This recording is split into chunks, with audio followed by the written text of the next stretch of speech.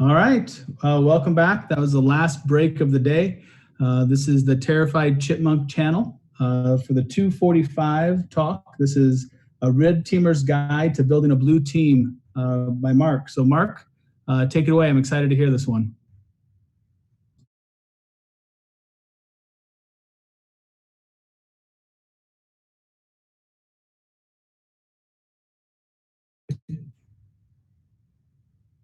Yeah, I think you're muted, Mark.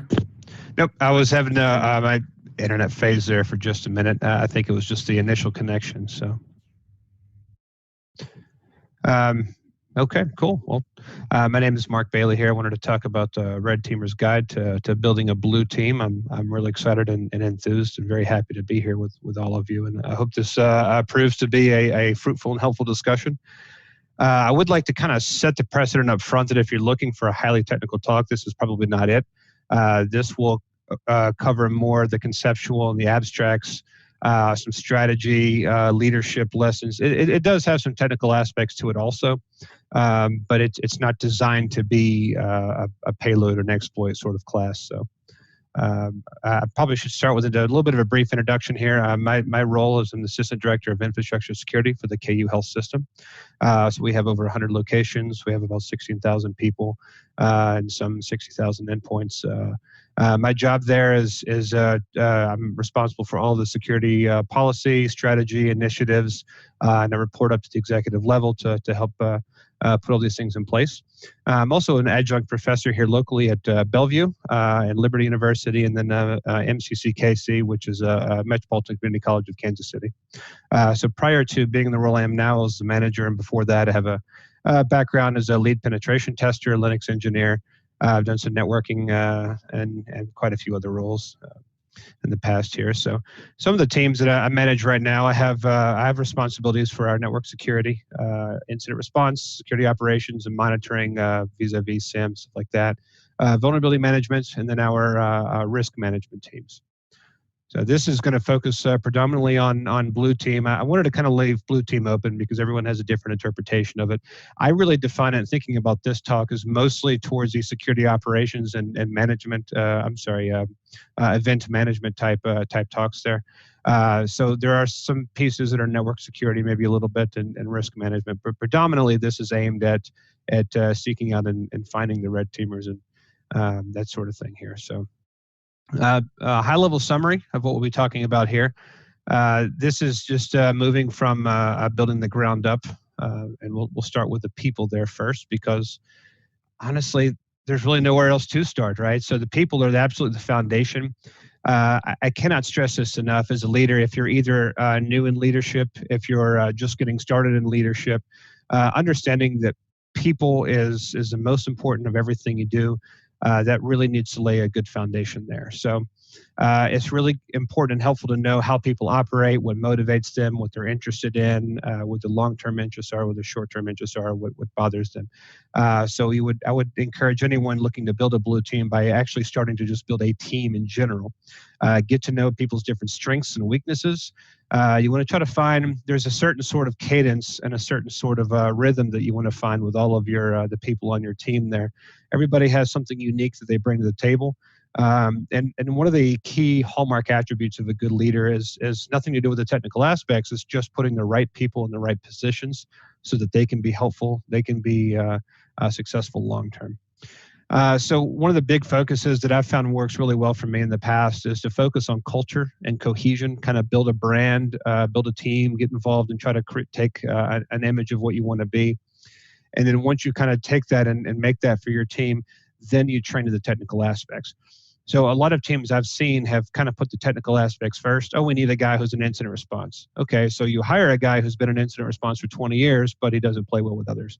Or maybe his version of incident response is a little bit different than what you needed. It didn't quite have the skill set after all. But if you have somebody that you hire based on culture, based on personality, and you build that cohesion, two people who are good but maybe don't have quite the level of experience, they can collaborate and they can create and they can drive innovation much, much better than two people who are 20, 30-year veteran experts but don't get along well at all. So that's why culture and cohesion is so important place to start, and understanding that building any technical team is going to start with the team itself. There's a lot of really good tools out there that you can use. Myers-Briggs is one of my favorites. The Myers-Briggs Type Indicator. Strength Finders is another great one. I've done both of those with our entire team, so everybody can kind of have an idea of where they are. We sit around the table, we talk about it. Oh, hey, you're an ENTJ. Oh, this is what I see you as being, and kind of laugh. And oh, yeah, I see that coming out. We did the Strength Finders. We found out some really technical people are actually a little bit more, the term he used was touchy-feely than he would have thought. It was kind of interesting for me to really see that about our team, and for me to understand, okay, this is somebody that might approach this way or that way. I'm extremely blunt and usually very direct. Not everybody is that way, and that's okay. There's nothing wrong with that. But by ascertaining and understanding the best way that somebody receives a message, it can really help me to craft a message to be very effective. And whether that's about technical aspects, initiatives, or whether that's about certain responsibilities, no matter what it is, the more you understand somebody, the more you really get to know them and kind of create the dynamic for your team, the more successful you're going to be. It's also really important to build relationships and spend a lot of time with the people that you're working with. Relationships really help drive a lot of things, because if I don't know you from Adam and I say, hey, I need you to get this done, there's not really a lot of motivation. There's not really a lot of drive to make that happen. But if I have a great relationship with somebody who reports to me and I ask them to do something, they're going to go above and beyond because they have a valued partnership with me. So it's incredibly important to intentionally focus on spending time, go out to lunch, learn about their family, learn about their dog. I have an engineer that the first thing I got to know about him is they have a dog named Odin. So that was kind of a point to talk about for a little while. And because this is a person that does not come out of their shell very easily. So once we got to talk a little bit more and kind of build some rapport, it really, really helped open a lot of doors there. So there's some other pretty important, crucial attributes I also wanted to mention about building a good team that, again, are not technical in nature, but you can take someone who is a not very technical manager and teach them these skills, and they can still build a highly technical team, not because of their technical expertise, but because of these skills. So the number one on my list is recruiting. I am always recruiting, always recruiting. I'm building relationships. I'm networking with people, even if I don't have a place for them right now. I have about 4 or 5 people right now that I'm actively looking for ways to fit them onto my team when the time comes. So that way I know when I get approved for a rec, or if I get the job opening or whatever, I already have somebody who can very seamlessly step in the role. Good help is sometimes hard to find. So by identifying people that you would love to bring onto your team and opening that relationship well before it happens, you can really find the right person for the right job very quickly. I think recruiting is also important to mention, because so often I see, I have at times been pushed in different organizations to make a decision to hire somebody right now. And that can sometimes be a long-term detriment, because hiring somebody right now is not necessarily the right decision all the time. Moving quickly is always a good decision, but it's more important to find the right fit for your team than it is to just hire somebody right now, rather than waiting 2 or 3 weeks or even a month or two, and being much more selective. Something else that I've found is incredibly crucial to building a good team is providing business justification. We'll talk about that more in just a minute, but if you can't provide a good business justification, you're going to have a really hard time getting a lot of the resources that you need. So kind of being able to put that together is very important. Communication is central to everything you do. This is not my strong suit, as my wife would be happy to mention. I say that tongue in cheek, of course, but communication is something that is extremely important to let people know what you're doing, how you're doing it. There is a way to communicate in such a way, and again, this goes back to me being a very direct person, but if I say we're going to do this, but I say it in a way that is snippy or snide to someone else, I can very easily, especially over text, where there's not much of a medium there to understand nonverbal cues, it's really easy to create some potential problems or malcontent down the road because of the way that you communicate, even if it's unintentional.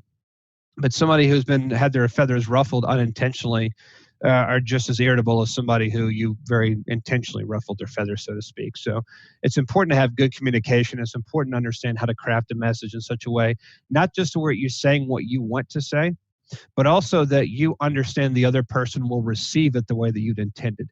And that can sometimes be difficult, especially for highly technical people.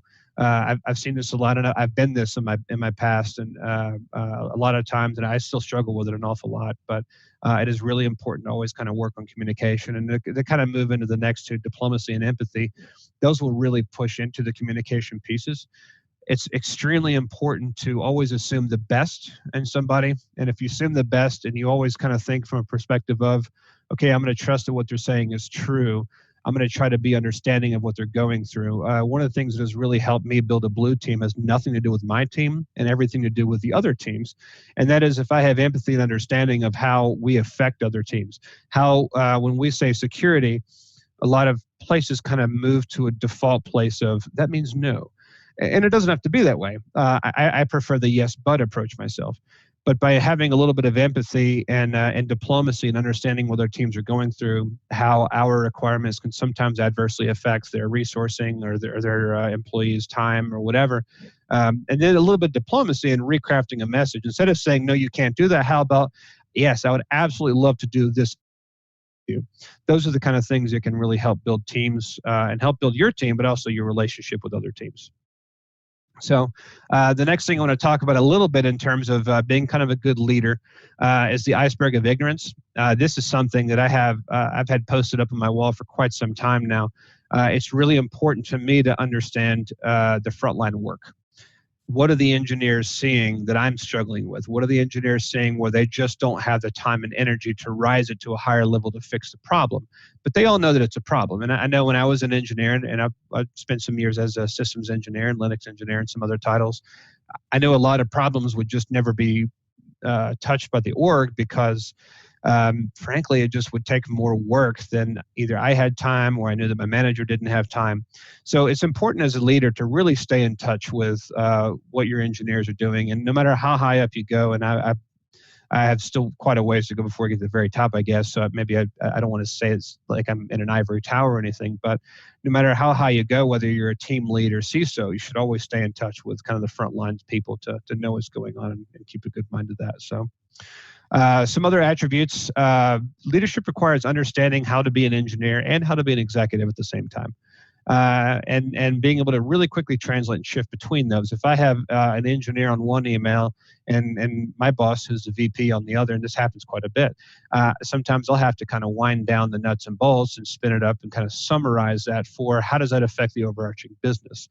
If you want to build a good blue team as a technical person, this may not be quite as important, admittedly, but if you want to rise to the higher echelons of leadership, it is really important to think like a business person first and a technical person second, but also be able to kind of switch back and forth.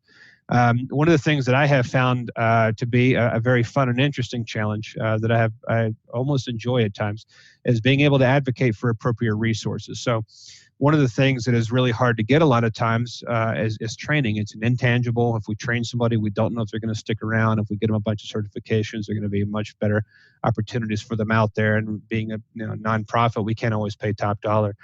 With that being said, though, to me, it's far more expensive to not train people. It's far more expensive to have people who are not properly trained, who are not knowing what they're doing, than it is to have people who could potentially leave. So if we train them to where they should be, we give them the certs that they want, that people like me when I was an engineer was interested in, when I got SANS and CompTIA certs and stuff like that, and then kind of create that culture where they can stay and flourish. I think that's infinitely easier than simply writing off training. Being able to advocate for that, being able to advocate and provide a business justification for a new tool set. Those things are pretty crucial to, for lack of a better term, getting what you want. And then finally, it's extremely important to build kind of a strong business acumen, an industry-specific acumen as well. Being in a healthcare organization, security is not enough to just be a good leader in security. You have to understand security, but you also have to understand healthcare. If I do a vulnerability scan, for instance, on a Hillrom device, and it takes that device down, patients can no longer have access to their nurse. They can't pull the red buttons that you see on hospital beds to get immediate attention if they fall or whatever. So I need to be cognizant and aware of that from a healthcare perspective. In the manufacturing industry, you may have something similar, and other industries, software development or whatever. There's always kind of an industry-specific acumen that is important to understand as a leader to help build there. So let's say you got your resources. Now what do you do? So the step 2 we looked at before was we build a vision. So without a vision, it's impossible for your team to see where you're going. And if they don't see where you're going, they're not going to want to follow you. So it's important to have a vision that your team can follow. They can buy into it 100%. It should be non-technical. It should be pretty overarching. It should be kind of broad and all-encompassing. It's not something that should be defined down to the nuts and bolts. It's kind of more along the lines of, okay, we're going to break this up into core competencies, and then we're going to have an overall picture of where we want to be and long-term, that sort of thing. So it's also important to be able to relay that. It should be something that should not change much day to day. The operations are going to change day to day, but your vision should not change very much. It's something that each and every member of your team should be burned and etched into their minds of, this is where we're going. And then finally, it needs to be the gatekeeper for all of your initiatives and scope creep. So when you have a vision, when you have something in your mind of, okay, I want to be the number one X, I want to be the number one Y. When you think about that, if there's an initiative or an item that creeps into your day-to-day, you need to be able to have a vision that will push that out. And it's okay to say no sometimes. This is not within our resource. We really want to help. It's not something we do much with. Let me help find you a more appropriate resource. And your vision should really help that. So I'm going to share to you what my vision is for our team. UKHA is our health authority, is what we are. But our vision, for instance, is pretty broad, as you can see. We want to protect patient data above all. We want to lead the healthcare industry in security response design and execution. We want to drive security innovation that protects systems and data without impacting usability. That's kind of a feat in my mind, and the reason why I chose that is because the perception is that security and convenience are often at odds with each other, and I just don't think that's true. I think that security and convenience can still go hand in hand, and it's my job to help prove it. So along with our vision, I also have some objectives here. And what I wanted to show you, there's also some other ways to do it. This is not the only way. There's mission statements that are, also important and things like that. I haven't done one because I don't care about it, but other people do, right? So this is what I care about. This is what I wanted to communicate to my team and saying this is where we're going. And frankly, as a leader, my ask for the people that report to me is I want them to follow me, but I want to have something worth following. I can't just say follow me while I go do something stupid, right? So as long as I have a vision that is relatable, a vision they can get behind, you can kind of see where it's going here. That's where you'll get the buy-in from the people. So let's say you have your vision, then what? Okay, we had this overarching idea. We had this long, this list of things to do. Next, we're going to develop our strategy. The strategy is actually, there's not one strategy. Your vision is one singular vision. The strategy is going to be a little bit different. Strategy will be more along the lines of having a 1-year, 3-year, and a 5-year plan. Having a clear path to victory, a clear path to success. What does your architecture look like? How are we going to take all these interrelated things and put them together so it's kind of one interlocking protection against all of our assets, right? So the strategy is going to be a little bit different than vision. The strategy is going to be, it's going to include deliverables. It's going to have a completion path. So, but it's also more than one. You don't have one single strategy. You're going to develop multiple strategies. You're going to want an email strategy. You're going to want a SIEM strategy. You're going to want basically a strategy with every tool or solution or every type of protection that you want. Along those same lines, you also want to make sure that you have some milestones for your strategy. What does that look like? What do we call a SIEM being done, right? A SIEM should never be done. It should constantly be finely tuned there. But for a lot of implementation type projects, there are definitely deadlines you can meet, definitely milestones, project timelines. They should be metric oriented. So for instance, if I want to reduce my click rate on a phishing campaign, when do I want to get to that 1%? When do I want to get to that 0.5%? When do I want to get to 10% if I have a really immature organization I'm doing 20 or 10% click rate? We want to create some metrics. We want to create some dates around that too.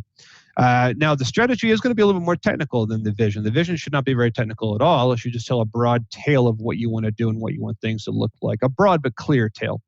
And in this regard, the strategy is different because the strategy is going to be a little bit more technical.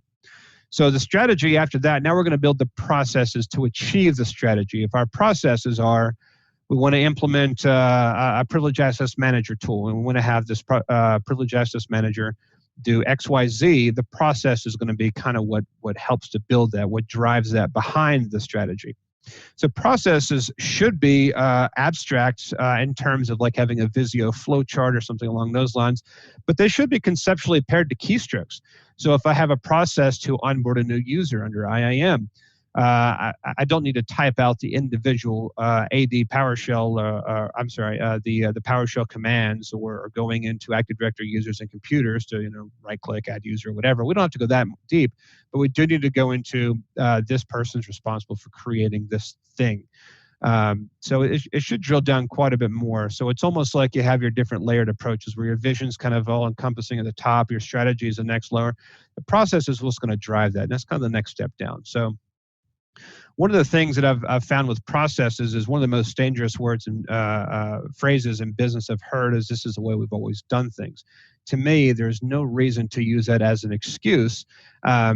Anytime you have a process that is kind of off limits or set in stone, that's probably a good idea to re-examine that. Processes should be very repeatable. It should be the same way every time. They should be consistent. But addition to consistency, they should also be flexible. You should be able to move your processes. You should be able to make changes. It should be a communally owned process of our team does this.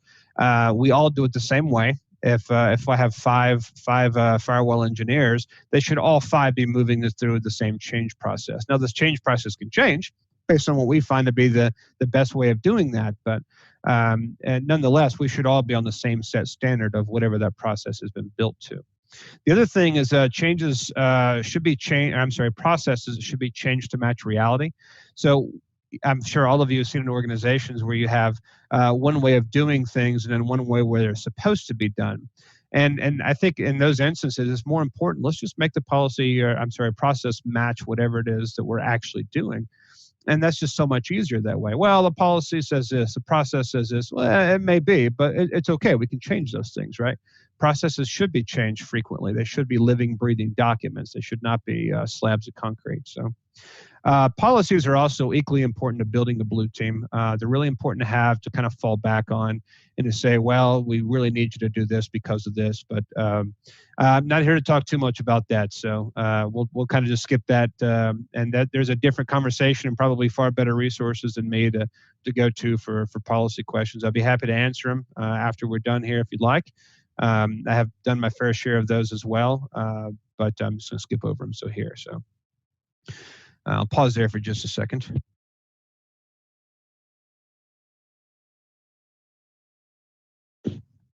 All right, sorry about that. So, and now on to the little bit more nuts and bolts, the stuff that you guys probably came a little bit more here to see, the cyber stuff. So I want to draw a distinction between kind of red team and blue team a little bit. When we think about penetration testers, some of the things that the general, I'm not going to go through the full kill chain or the full methodology, but generally speaking, what we're talking about here is people who are performing reconnaissance. They're actively attempting to exploit and privilege escalate, lateral movement, stuff like that. And then they're trying to use different types of defense evasion. Those are the things that are kind of the telltale marks of a penetration tester from this perspective, or a red teamer, if you will. Cyber defenders, blue team, security engineers, whatever you want to call them, tend to be more focused on project and tool completion. Maybe we're rolling out, I don't know, Gigamon, or maybe we're rolling out some kind of like a mail defense system, or we're rolling out a new SIEM, or re-architecturing different things. There's a lot of focus on project completion there.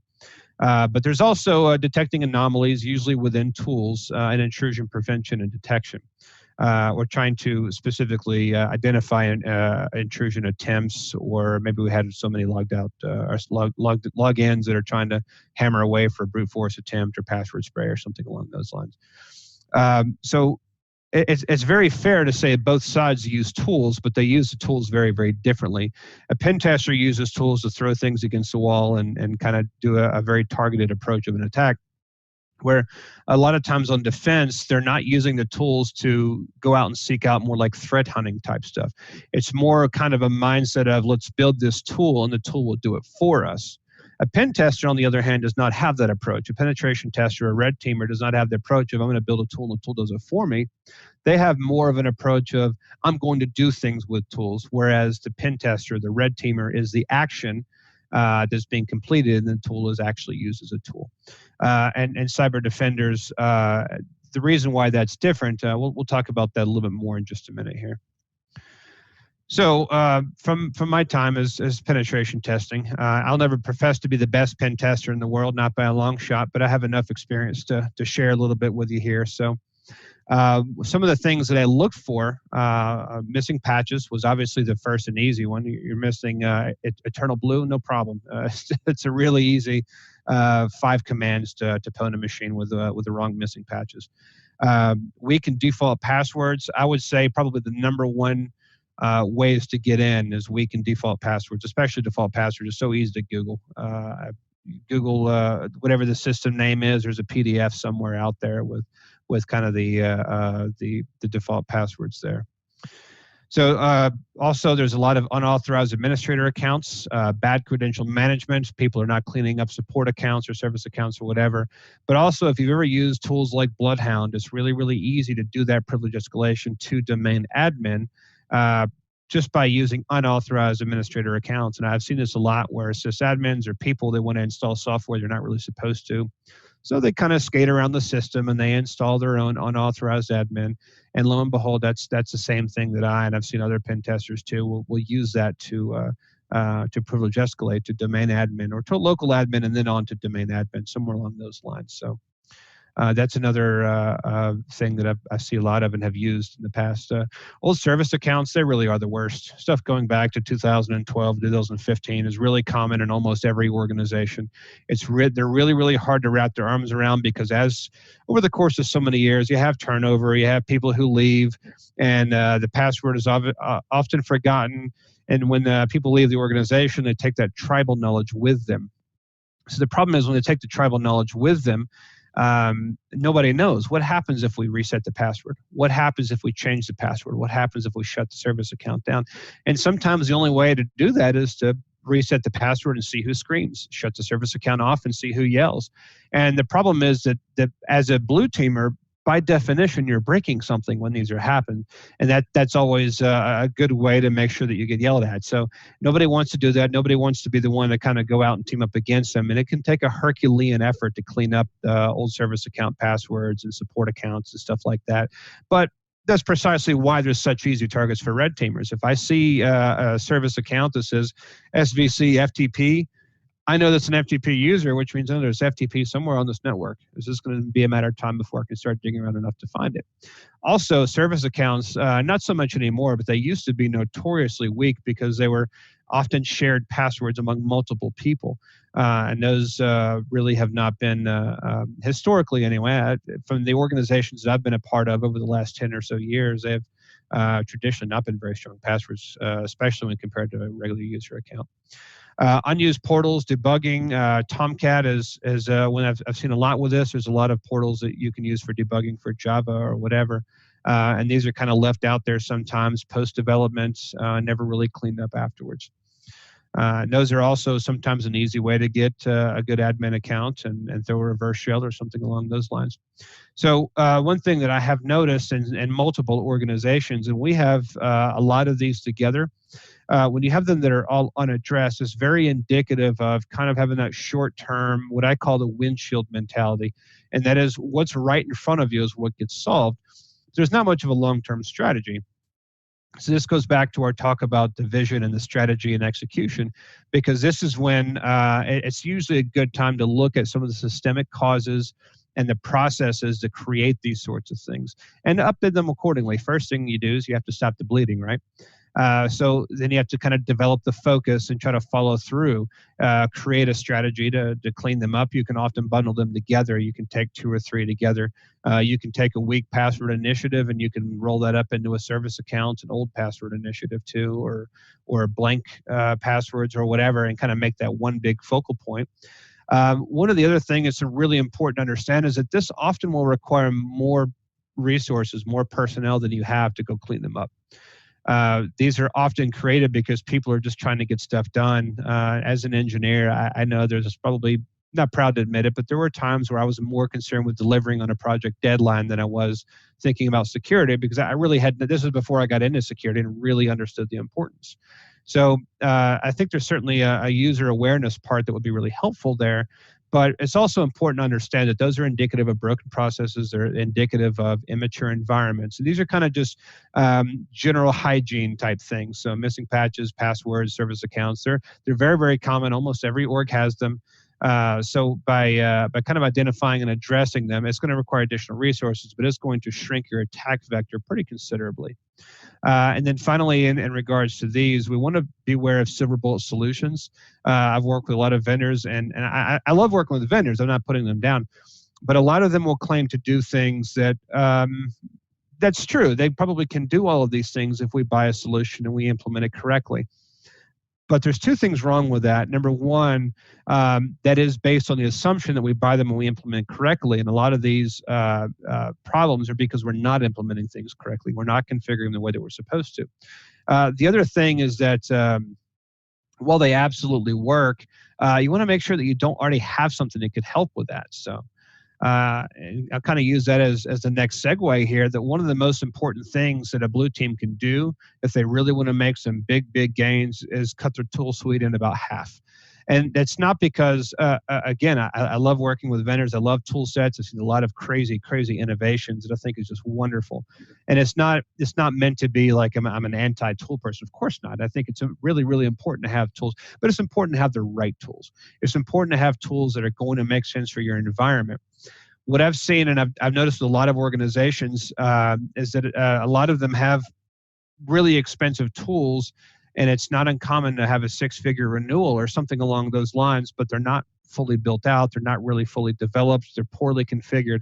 And when they're poorly configured and they're poorly used, it actually does a couple of things. Number one, it introduces new vulnerabilities. We talked about like the GUIs that are being left open, or the portals that are being left open, default credentials, stuff like that. A lot of those are from not always security tools specifically, but somebody's tools, whether it's vSphere or whether it's CyberArk and anything in between. I mean, sooner or later, there's those kind of gaps that are created. Secondly, when you have tool sprawl, when you have too many tools and they're not all configured correctly, it's not going to give you the ROI that you're looking for. So if I promise an ROI of X and I deliver Y, that's going to make me look incompetent as a leader. Most projects do not deliver, but a lot of projects don't deliver precisely because there's competing priorities, precisely because there's too much, people bite off more than they can chew, or because it wasn't thought all the way through. So by having a fewer number of tools, you can really focus in on the tools that you do have, and you can create a much better interlocking environment, a much better architecture long-term for developing and taking each tool set to the full maturity that it really deserves. And that is really important to be able to deliver on those kinds of things when you buy a tool, especially if some of the more expensive tools can get pretty pricey. And by taking those important tools and really building out to deliver everything that they can do, that creates a whole new ROI. But it does require some cuts to get there sometimes. The caveat, the benefit, if you will, is once you have brought up all your tools to maturity, then it's time to go on to the next tool. And what's kind of been my experience, my observation in the security community is that a lot of times once you're about 30 or 40% complete with something and you start getting some of the benefits from that, then we start looking for new tools to cover whatever somebody had said they needed or something along those lines, instead of just pushing it off and saying no. It's also kind of a little bit of shiny object syndrome. It's something where we see something shiny and we want it. It sounds great. It sounds like something that's going to be, and then we kind of put it halfway together and realize, oh, that's not quite what I thought it was going to be. So I think part of it, if you take your time and slow down and work all the way through the maturity of a tool set, and then kind of put some others off on hold, it actually can make a world of difference. You also want to try to look for ways to maximize your APIs, your modules, your integrations. There's a lot of wonderful ways that different tools can lock into each other. And it's so easy to get caught up in buying the next tool and the next tool and the next tool and the next tool. We never go back and put those modules together. We never go back and build the APIs. We never go back and spend the time really developing, just sitting in Postman or whatever, playing with APIs to see what it does. How can we yank information from this and put it in here? How do we take this module for this and put it in there? And by having fewer tools, you give your engineers a little bit more time back to do what they do best, by engineering. If we have people who are kind of just more monitoring, that probably would not be indicative of an engineer. That would be more of an analyst. And I've seen a lot of engineers who have the title of engineer, but they're actually doing more analyst type work. So if you cut your tool set, maybe not necessarily in half, but if you cut it down pretty drastically, that gives you an opportunity to really build out and mature the tool sets that you already have. And if by in the process you actually free up some extra dollars for training, if you free up some extra dollars for other types of stuff, team building maybe, or something along those lines, so much the better. I mean, from a leadership perspective, you want to be a good steward of company money as well. So there's an opportunity to both spend less and increase your security, and still do all the other stuff like training and team building that is hard sometimes to get dollars for. So increasing your protection, decreasing your budget's always a win-win. So one of the things that I've kind of done that has worked out really well for me is I try to avoid the best in breed for everything. I find usually a couple of key areas that I really want best in breed that's really important to me because of my company and organizational threat vector. And I would encourage you to find out what's important to you. What are the maybe 3 or 4 things that you must have, and then kind of look for ways to get the add-ons from there. So if you use, and I want to try to avoid using company names as much as possible, but if you use company X and they're best in breed for email, maybe they offer a phishing campaign. It may not be as good as company Y's, but if you already have it, it's easier to build out as a continuation of what you already have, so much the better. So if you had, by having everything best in breed, there's not as much integration, or the integration will take much longer to build out, as opposed to if you had kind of one centralized policy orchestrator for 3 or 4 different areas on your security matrix, instead of just one of each area. Every time you add a new tool set, that is a whole new skill set that has to be learned. If you use one kind of firewall and you bring in another kind of firewall, now you have to learn 2 different sets of commands. You have to learn 2 different sets of how things work. So by having one kind of firewall, even though it may not be as good as the other firewall for this use case or for that business use case, it's still going to be beneficial to maintain a consistency with your training, to maintain a consistency with your operating system and your commands and stuff like that. So some examples of stuff that I've found to be pretty helpful is collapsing maybe a VPN solution into a WAF. So I have seen one of the things that I've done personally, we had separate ones. We kind of collapsed those. That was really helpful. Instead of kind of looking for all kinds of new products, I've found ways to kind of leverage some of the existing modules and integration platforms that we already have. We just need to do a better job of building them out instead of kind of chasing those new tool sets. And I think that's, for us anyway, has really, really paid off. And I've encouraged some other people in the security community that I work with, not necessarily in a professional setting, but just kind of people that I know in networking.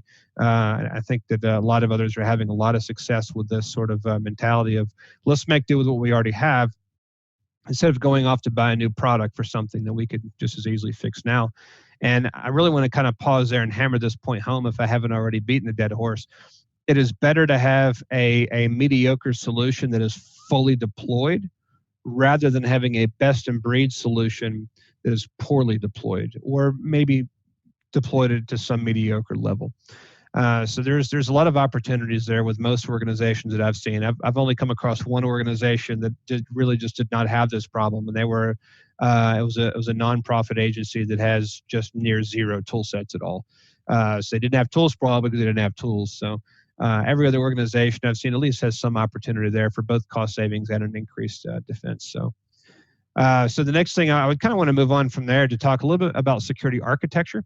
I came across this quote. I don't remember where I got it, honestly, and my apologies to the original author. But if you think good security architecture is expensive, you should see the cost of bad security architecture. I love that. I think it's so incredibly true. And I think that I never want to go to using breach and incident and these things as sledgehammers to get stuff done. And I don't ever want to be a fear monger for getting resources. I would rather use building that business case justification, but it really is so important to get the right resources, and this is why. So the architecture and strategy need to go hand in hand. It's something that having a good architect can really solve an awful lot of problems with budget, an awful lot of problems with your different threat vectors, having your security matrix really built out to maturity. Unfortunately, a bad architect can create a host of problems too, of having that poorly configured mentality where a lot of other things are just not done. So I've also found for me that having the tool focus and solution focus is good, but having people who are interested in what they're doing, having the right people behind tool sets that they actually enjoy, is way better. And what I mean by that is if I see people who are interested in pushing something out, you're interested in a vulnerability management patching software, they're interested in a SIEM, they're interested in a PAM type solution. People will work long past 5 o'clock to build out things that they want to do. So to me, it's more important to focus on where people's long-term interests are. And this kind of goes back to knowing what people want to do. I have some wonderful engineers who are working way outside of what their primary role is, but it's something you're interested in, so they'll work twice as hard. I will take somebody who's maybe a good level 2 engineer who's a little on the green side, been there a couple of years, but they're interested in something. I would rather take their work ethic, their heart, their passion that they bring to the table over somebody who's got 20 years experience but could not care less.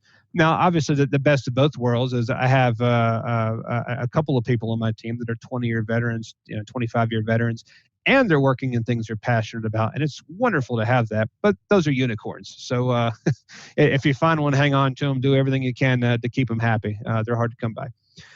It's also really important to have your primary, secondary support engineers should all be documented. There should be a lot of clarity around that. You should also spell it correctly, which I did not hear.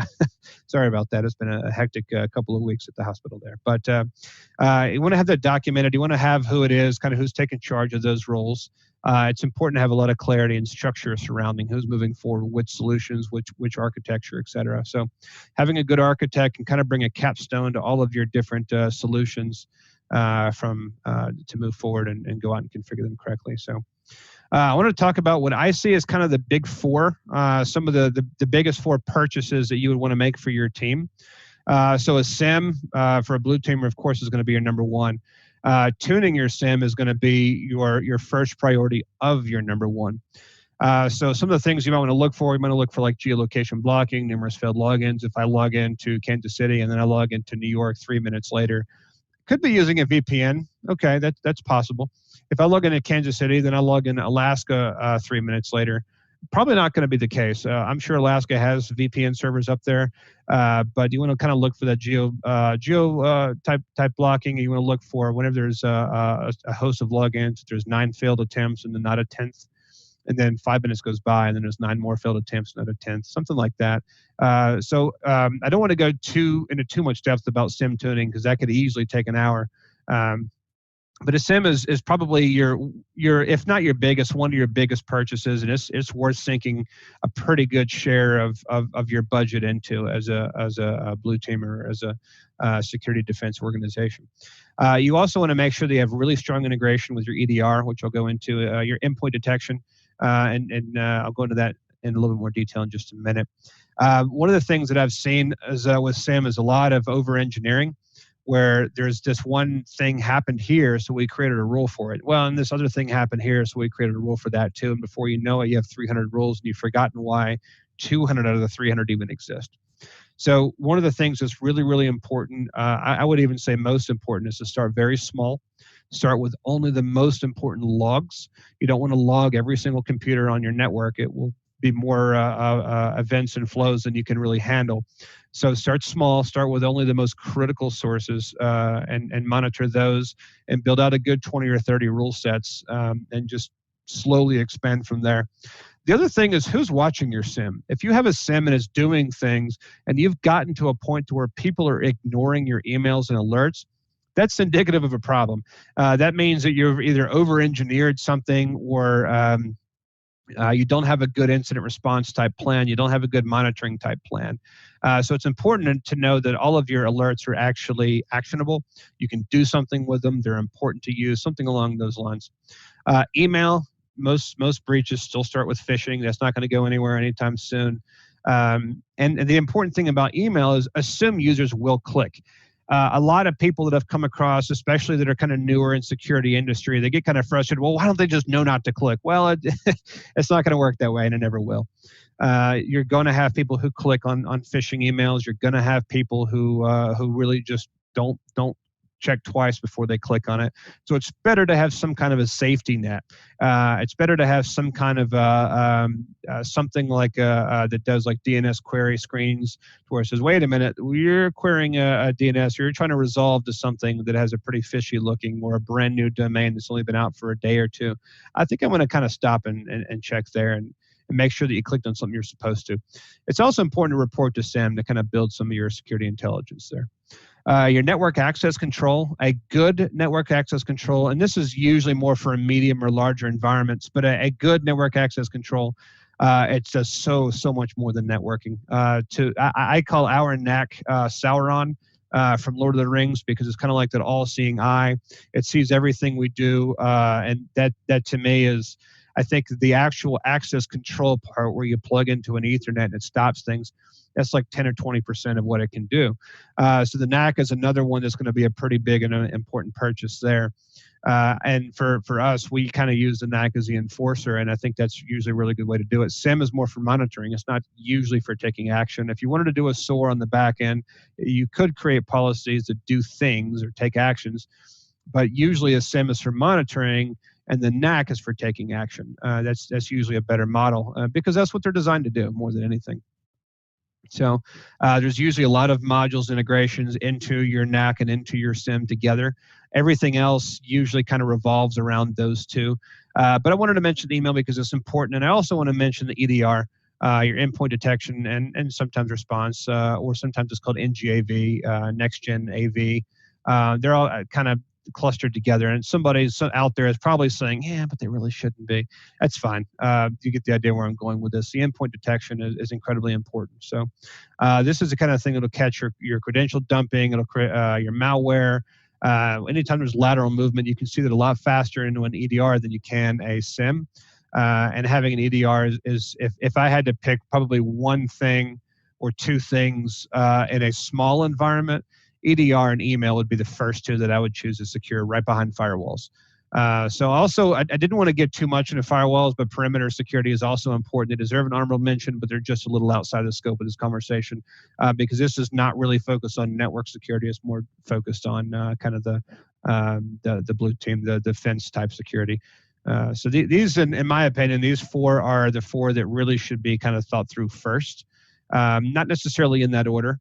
But if you have a good EDR, you want to be reporting that back to SIEM. There's so much information that a lot of EDRs can do on their own without even having to report back to SIEM. Most of them have a GUI and they have a central console or a EPO, something along those lines that you can get a lot of really good intelligence from and create group policies. Kind of similar to the SIEM, you don't want too much white noise in your endpoint detection if you do have that kind of GUI there. But it's important to have that pretty well tuned also. Incident response, it is so crucial to have a good incident response mechanism because there is a certainty you will be attacked. There's a certainty you will have incidents. It's not just if, but it is when. You will be attacked, period. So I'm not going to say breaches will happen. Maybe that's too strong. I think it's probably true, and I think I'd read recently that about 96% of companies have been breached, whether they know it or not. But even if you toss the breach word out and just say incident, it's going to happen. So it's really important to understand if you've never been involved in an incident before, if you've never been ransomware before, tempers will flare, emotions run high. It is not a good experience. It's not fun at all.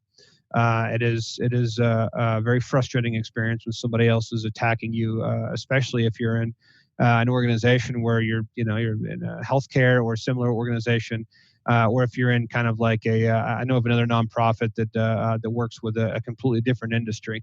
But it's really frustrating when the money is not really there to begin with, and now someone is trying to ransomware you. But if you're in a banking industry, that can have some pretty big effects if you have to deal with PCI compliance and things like that. Just know that it's a bad situation all around, and the best way to come out of that is to have processes that are already in order. They should not be kind of written in a one-off. We got to do this one-off thing to get out of this situation.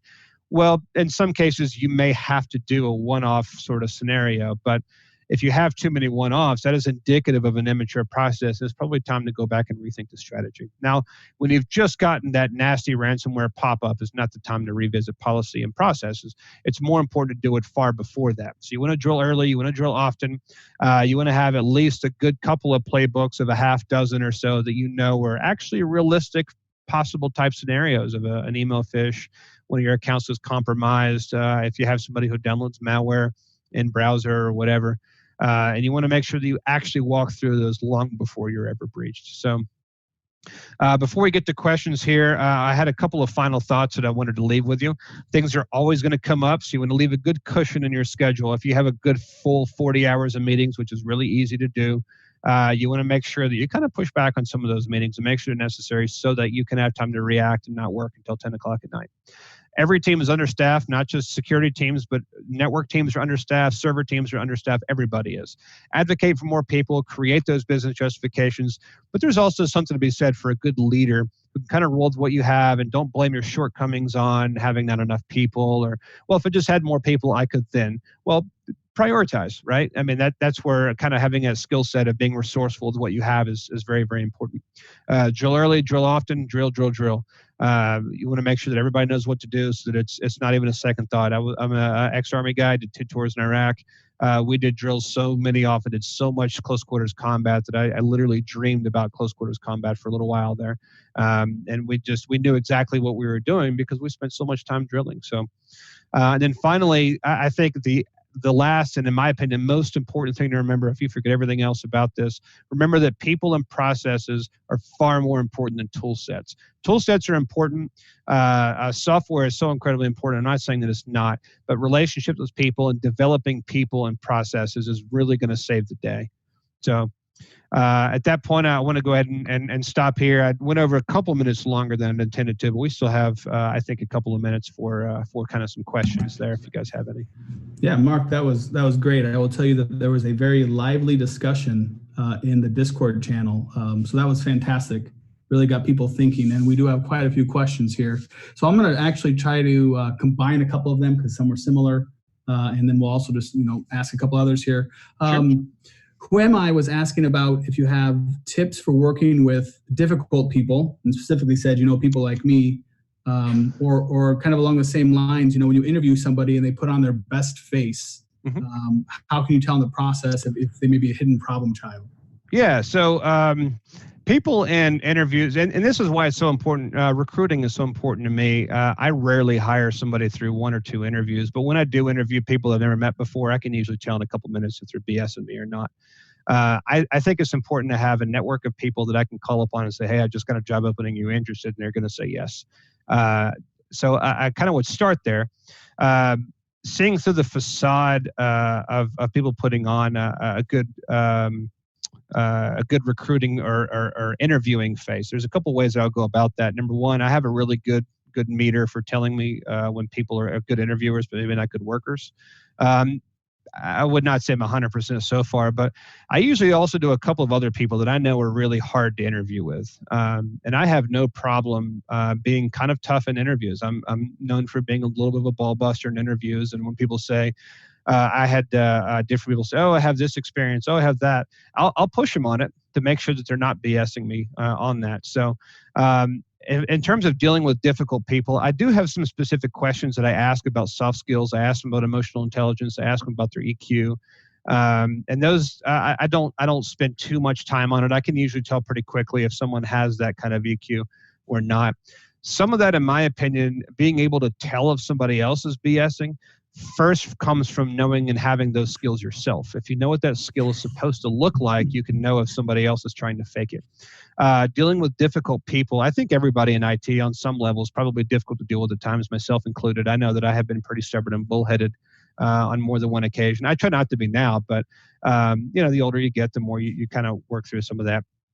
The most important thing I can say about that is the most difficult people to deal with, you have to understand that there's an emotional need and then there's a technical need.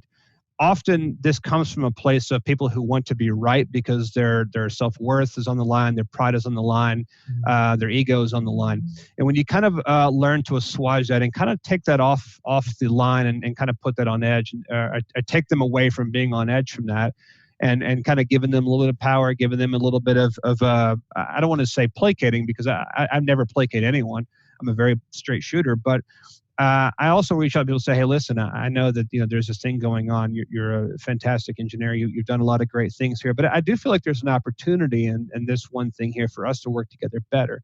So when you kind of take away their pride from the matter, Then you get into technical discussion. The problem is most people go straight to the technical discussion without that relationship to leverage, without that kind of understanding, that mutual empathy and understanding for each other's position. So what I have found is the more I try to seek to understand and then to reply, rather than just trying to reply like, oh, I hear you're halfway talking, but let me give you my reply before I even hear you. That's when I find myself in trouble. And that's where I've really had to, over the years, teach myself to not reply halfway through, but to really listen wholeheartedly. And the thing is, even if I'm right and they're wrong, and I'm not saying this is always the case, but even if I am right and they are wrong, by completely understanding their perspective, then I can craft a response that helps me achieve their goal of assuaging that emotional need and getting to the technical discussion while understanding what they want. If I don't understand, I'm never going to get there with them. Yeah, that is some great advice. Another question we've got here from Megan B. How do you do team building when your team is in multiple locations and you don't get any FaceTime with them to do stuff? Ask me in a couple of weeks. No, I'm just kidding. So one thing that's really important to me is we have some bandwidth constraints, like I'm sure everybody does.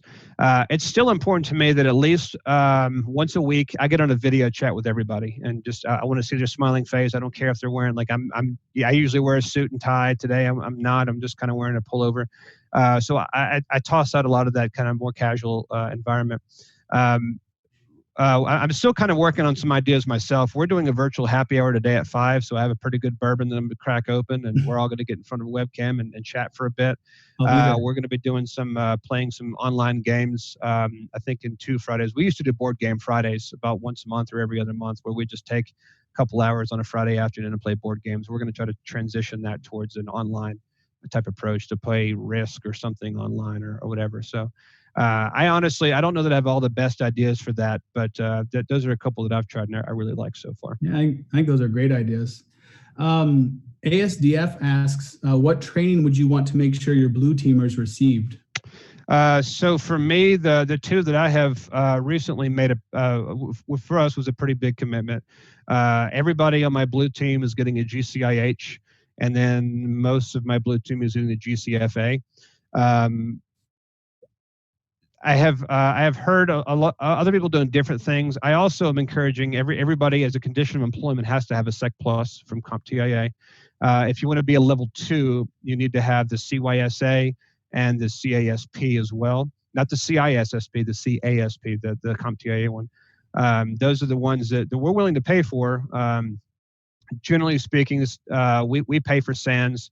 And then we ask others, we pay for these certs for CompTIA, but we do not pay for training for CompTIA. In my opinion, there needs to be some investment in their future as well. So we do have a couple of people that are pursuing both CompTIA and SANS, but those are the ones that I have really encouraged ours to pursue, and have really gone out of my way to try to make sure everybody gets those. Because when I was an engineer, those were the things that were important to me. Yeah.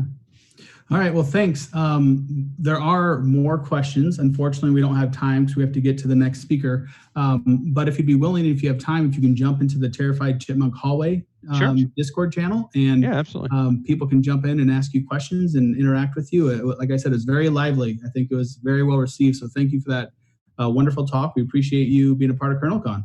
Yeah, thanks. Thanks for having me. I appreciate it, and hopefully I'll see you guys again next year too. All right, sir. Enjoy your happy hour. Wish I could be there. Yep. Thank you. All right.